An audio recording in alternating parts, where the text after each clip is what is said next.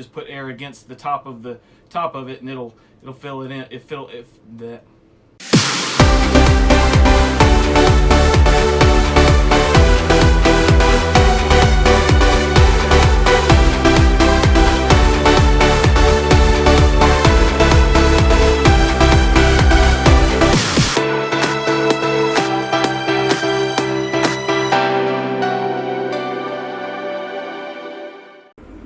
Alright, so I went to the RV show and had a little bit of Christmas money to spend. And one of the things I've been wanting to get for the Holy Roller is a TPMS system. And I've seen the Tire Minder and the Pressure Pro and all that kind of stuff. And while we were there, I ran into this group called RV Products, the number 4YOU.com. And they were super nice and told me about their TPMS system. And I'll put the link in the video description below. But anyway, talked with them, told them who I was and what I did, and so they gave me a super deal, like crazy deal, on one of their systems. It is their TPMS system. And so what I'm going to do today is unbox it and install it and kind of give you my first takes, and maybe it's something for you.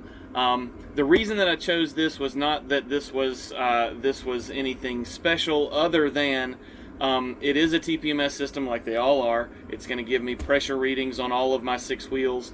It is expandable up to 22, which a lot of these aren't. But the big thing for me is that these guys that run this company are easily accessible. I have their phone numbers. They kept repeating to me, if something's wrong, call me, we'll walk you through it. Tech support would be awesome. So I chose this, got it, and now we're going to unbox it and install it.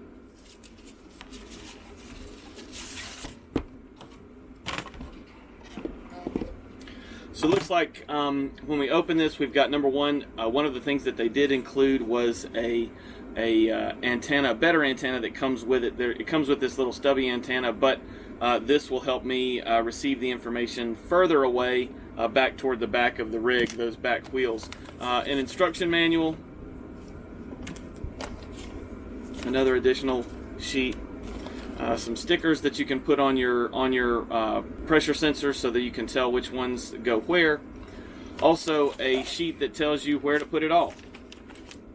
Now, inside the box, what we have are 1, 2, 3, 4, 5, 6 pass-through pressure sensors. We also have a screwdriver to remove the cover and change the batteries. There is a mount that is an adhesive mount, so you can mount it to your dash where you want it. There is the actual pressure display, the kind of what we call the head unit. And then inside of this bag, it looks like we have a DC power supply,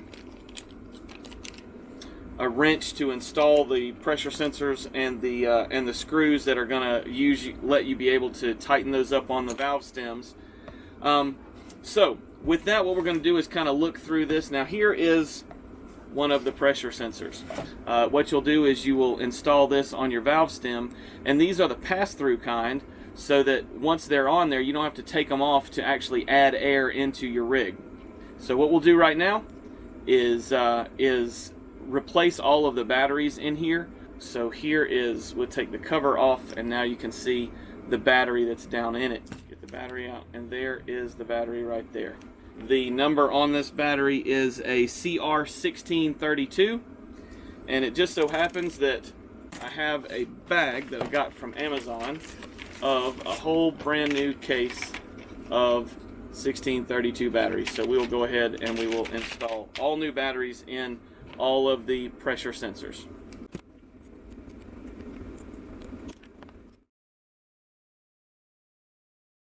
Make sure as you're doing this that you don't mix up the caps, because the caps already are pre-numbered to tell you which wheels they go with.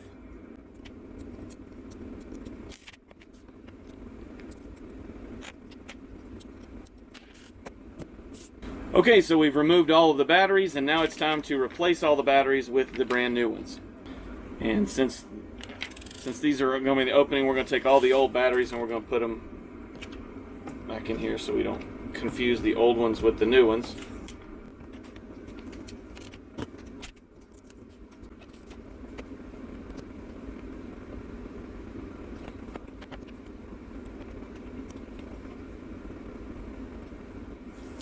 All right, so now what we're going to do is open up the head unit here. Since all of the sensors are already numbered, we won't need to use the stickers that go on them. However, if you do add sensors to your tires, like for a tow dolly or for a tow car, you would want to use this to add the stickers onto those and then pair those with the appropriate place on here, and there are instructions in the manual on how to do that. Okay, all the pressure sensors have brand new batteries in them. Now let's go outside and install each of the pressure sensors to each tire. Okay, so we're here at the back of the rig. What we're going to do is install these two pressure sensors on the back of the dual tires. All right, so here's the back tire. What we're going to do is, and you can see that if we go look up under here, there are two tires back here. They're dualies. And over here inside the tire, there are two different valve stems. There's one right here, and then there's one up here. This one up here has an extension, and it actually goes back to the other tire. And then this valve stem here is for the outside tire. So let's go ahead and install both sensors to there. All we do is we look at our guide, and it says that the inside tire is 5 and the outside tire is 6. So what we'll do is we'll take pressure sensor 6 and we will install it on the outside tire. And as we turn it, it connects. You can hear some air leaking. We got that on there tight. And now we'll come up here and we'll do this one.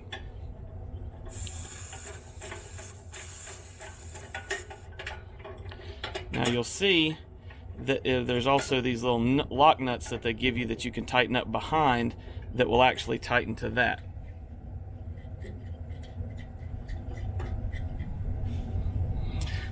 Alright, so here's the monitor, and what we can do is we can press one of the up or down buttons to select which tire I want it to read. And so let's keep doing that until we get to this one, which is number 5, and that's 90, a pressure of 90 and a temperature of 59. We'll go to number 6, which is a pressure of 90 and a temperature of 62. And I run about 90 pounds in each of my tires. We can go forward and you can see we haven't installed the sensors on 1, 2, 3, or 4. When we get to 5, there's 90, and 6, there's 90, and back to 1 that hasn't been installed yet. So now let's go around the rig and install all the rest of the sensors.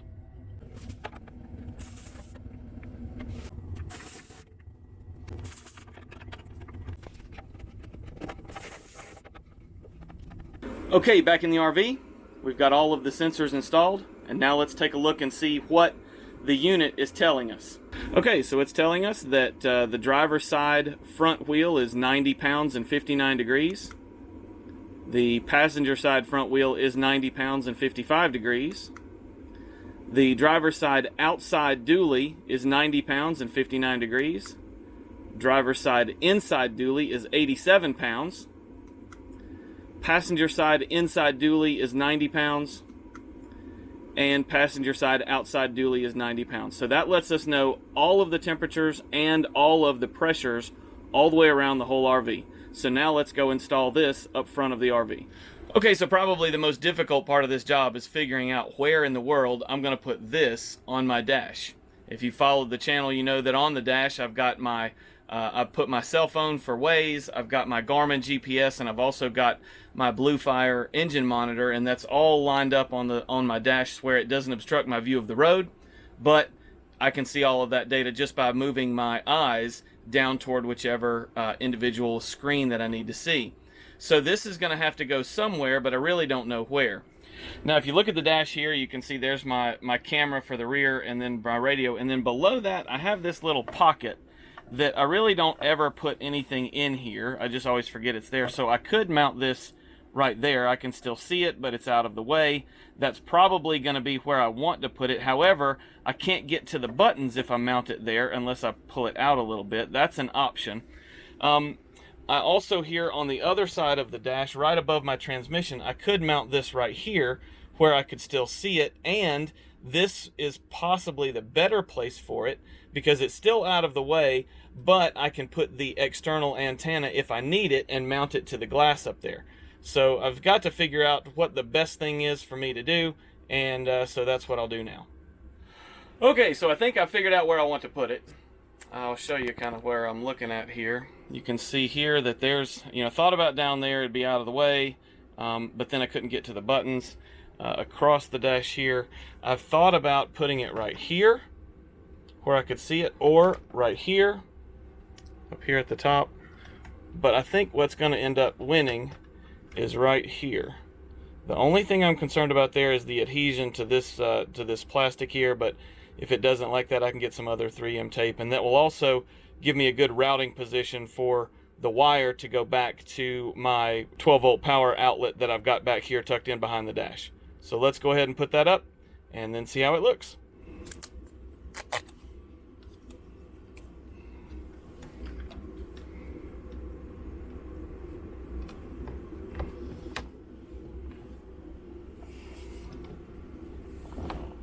So I think that looks just perfect right there. So now let's route the wires and this project will be done.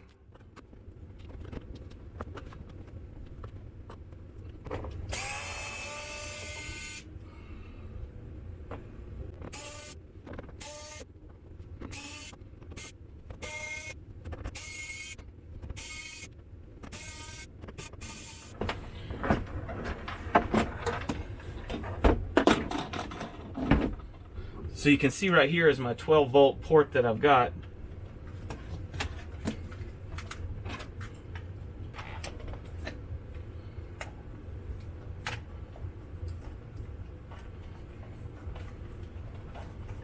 And now we can put this back on. Well, this is the awesome thing about having a vintage coach. You can get to everything. It's not popping old body panels apart or anything like that.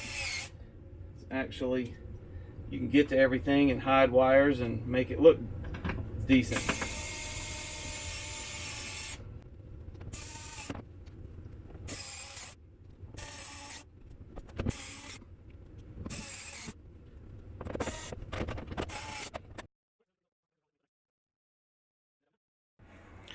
So now you can see here the dash panel here, and it is there and is giving us accurate readings of everything around. So I haven't had to use the extension antenna, but I'll keep it just in case that needs to be added on later.